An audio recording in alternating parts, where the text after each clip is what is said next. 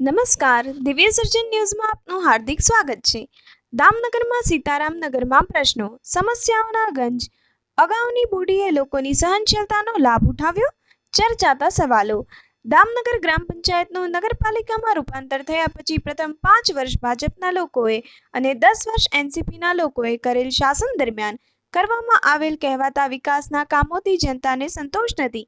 એટલા માટે કે જે કંઈ કામો થયા છે, જેમાં ભૂગર્ભ જળ, પેવર બ્લોક જેવા મહત્વના કામો નબળા થયા હોવાની જનતા કાયમ માટે કકળાટ કરતા હોય છે.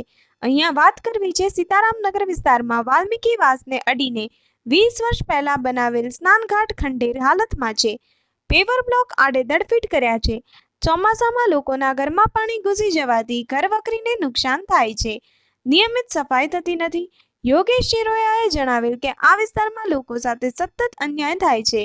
અગાઉના ચૂંટાયેલા સભ્યોએ ક્યારેય પ્રશ્નો હલ કર્યા ન હોય. આગામી તારીખ 28 ફેબ્રુઆરીના રોજ મતદાનના દિવસે મતદારો જડબાતોડ જવાબ આપશે.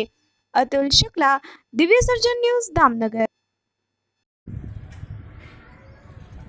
દામનગરમાં વોર્ડ નંબર 1 એટલે કે સીતારામનગર વિસ્તારમાં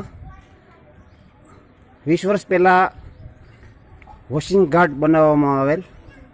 છેલ્લા કેટલાય વર્ષોથી તંત્રની નિષ્ક્રિયતા, બેદરકારી અને આ વિસ્તારમાં અગાઉ ચૂંટાયેલા સભ્યોની ઘોર બેદરકારીને કારણે વોશિંગ ઘાટની આ ખરાબ હાલત છે. અહીંયા લોકો કચરો ફેંકે છે, ગંદકી થાય છે, નિયમિત સફાઈ થતી નથી અને અગાઉ 10 વર્ષ એનસીપીના લોકોનું શાસન હતું. એનસીપીના લોકોએ આ વિસ્તાર પ્રત્યે ખૂબ જ ગંભીર બેદરકારી રાખી છે. આ લોકોના પ્રશ્નોનું ક્યારેય પણ નિરાકરણ કર્યું નથી. માત્ર ને માત્ર મોટી વાતો કરી છે. જે સ્થાનિક સુવિધાઓ હોવી જોઈએ એમાં આ ખાસ વોશિંગ ઘાટ છે. આ સ્લમ વિસ્તારમાં ગણતરી થાય છે. કેન્દ્ર અને રાજ્ય સરકાર જે ગ્રાન્ટ ફાળવે નગરપાલિકા વિસ્તારમાં, એમાં વિકાસના કામોની શરૂઆત સ્લમ વિસ્તારમાંથી થવી જોઈએ. એની બદલે છેલ્લે વિકાસના કામો થાય છે, એ પણ અધૂરા છે. લોકોને ખૂબ જ અગવડતા પડે છે. અહીંયા બાવળિયા ઉગી ગયા છે. લોકો જાજરૂ જાય છે, છતાં નગરપાલિકાના સત્તાધીશો એમ કહે છે કે અહીંયા કોઈ પ્રશ્ન નથી, કોઈ સમસ્યા નથી. પણ આ દ્રશ્યો પરથી ચોક્કસ જોઈ શકાય કે અહીંયા કેટલી બેદરકારી છે અને હાલમાં ચૂંટણીનો માહોલ જામ્યો છે. આ વિસ્તારના લોકોનું એવું કહેવું છે કે અમારા વિસ્તારમાં અમે એનસીપીના લોકોને કોઈ સ્થાન નહીં આપીએ. તમારું નામ? મારું નામ યોગેશભાઈ નાનજીભાઈ શિરોયા, વોર્ડ નંબર 1. આ દામનગરમાં તમે કયા વિસ્તાર છે? સીતારામનગર. અને આ મેન અવર જવરનો રસ્તો છે લોકો માટે. આ કુંડીનો ઢાંકણો કેટલાય સમયતા આજથી 10 વર્ષ એનસીપીના શાસન વખતેનું અમે આ કહેવા માંગીએ છીએ કે આ ઢાંકણું બદલાવો અથવા પાણીનો નિકાલ કરો. પણ કોઈ જાતનું આ સાંભળવામાં આવતું નથી. ચોમાસામાં કેટલું પાણી ભરાય છે અહીંયા? સામે પાણી ભરાય છે અને પ્રમુખને એકવાર રજૂઆત કરી છે એનસીપીના શાસન વખતે. તો એને એવું કીધું છે આ કઈ મેટર છે, તો કે આ તમારા આટલી બધી આમ ઉત્સાહથી બોલો છો એમ.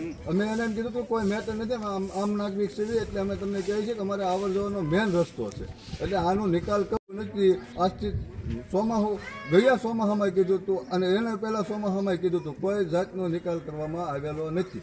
અહીંયા દેવી પૂજક રહેશે, વાલ્મીકી સમાજ રહેશે, અડખે પડખે બધા વિસ્તારોમાં બધા તમામ માણસો રહેશે, તો કોઈ જાતનો નિકાલ કરવામાં નથી આવતો. અને એક કોઈ વાળવા સોળવામાં માણસો કે કોઈ સફાઈ કરવામાં આરદીમાં એકવાર આવે પણ શેરી ટુ શેરી આમ મેકી દે તો આંકોર ન હોય, આંકોર હોય તો ઓલકોર ન હોય, કચરો આમને પીડ્યો રહેશે. તમારા વોર્ડમાં અગાઉ કયા કોણ સભ્ય હતા? અમારે આ કિરીટભાઈ હતા, પછી અતુલભાઈ હતા, પછી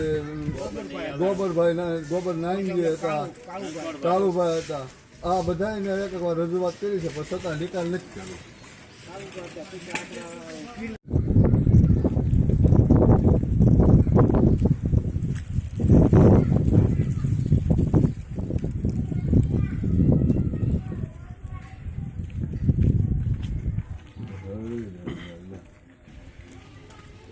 અંદર બી જાઓ ઓલી સાઈડ નો લ્યો બધું ભાંગલું ટૂટલું બહાર આવે